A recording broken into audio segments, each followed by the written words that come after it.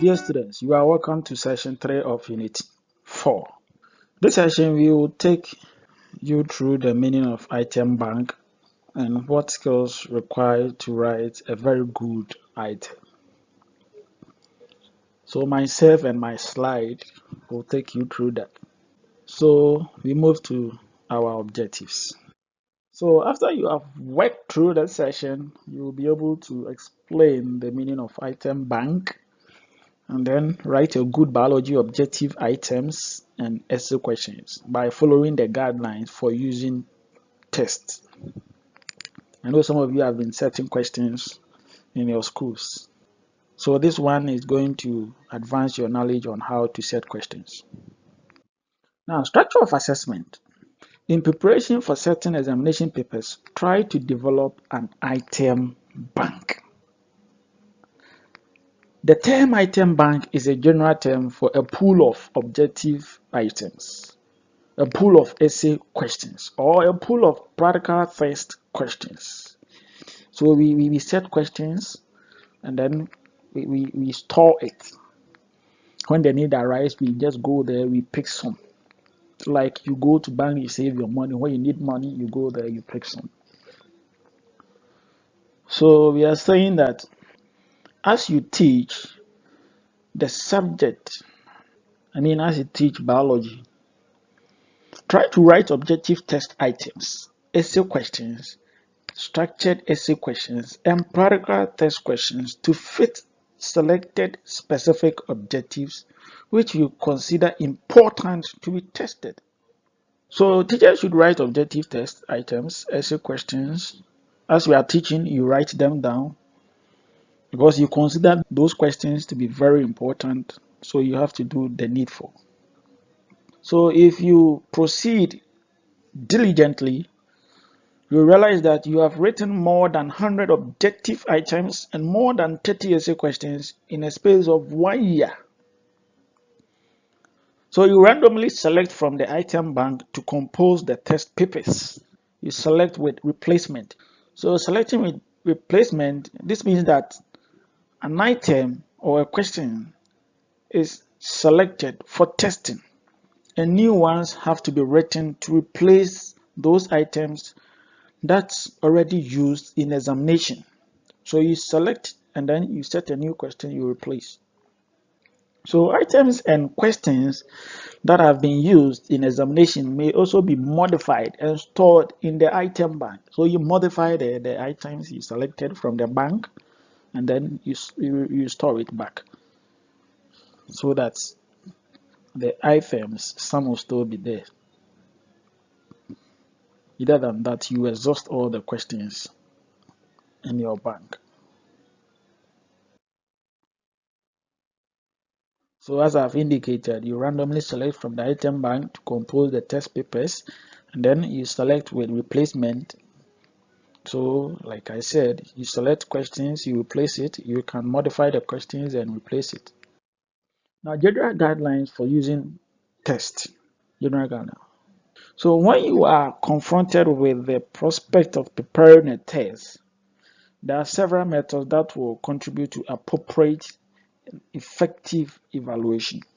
So some of these guidelines are use tests humanly as learning and diagnostic devices.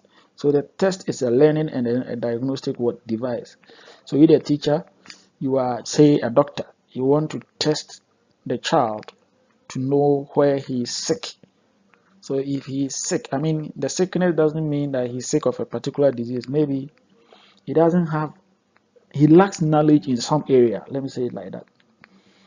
So you diagnose the student when you find out that, okay, student ABC lack knowledge in certain areas. So you are going to diagnose that.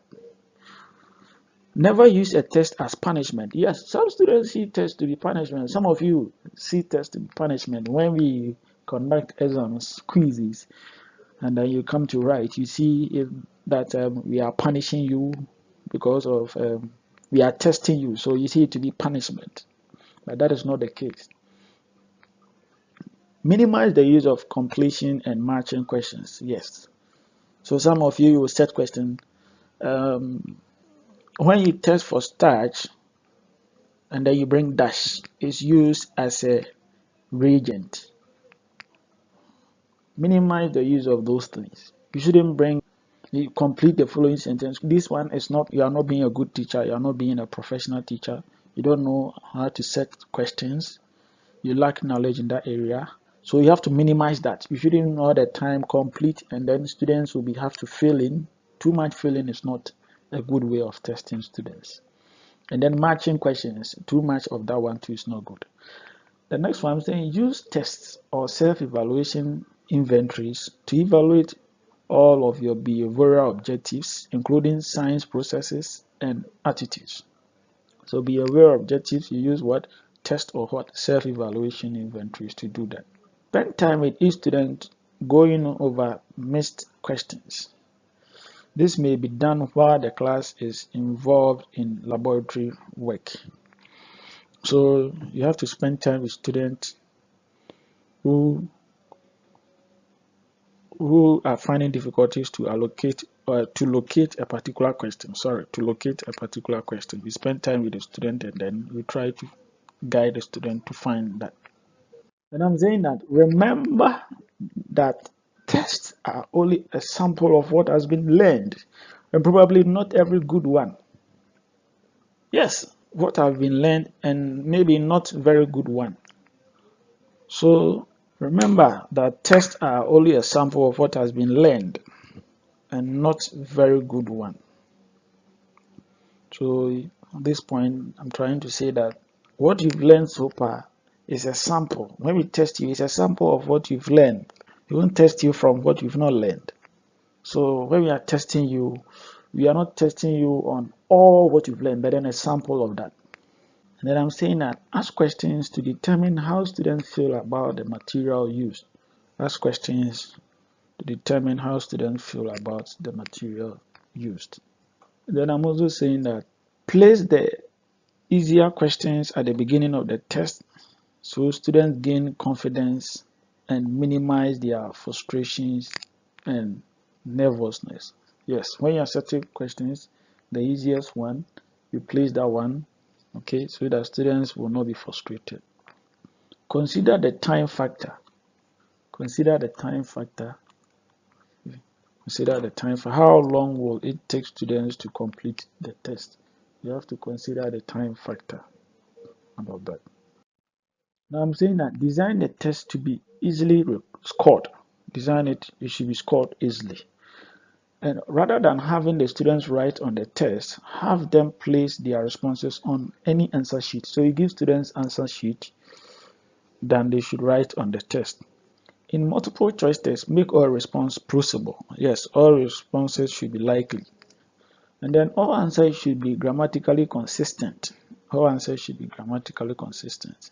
And then try to keep all responses about the same length. And then you randomize the correct answers so that there is no pattern in the examination. Some teachers set questions because of laziness. They allocate the correct answers A, and then B, and then C. No, when you do that, it is not a good way of setting questions. You randomize the correct answers.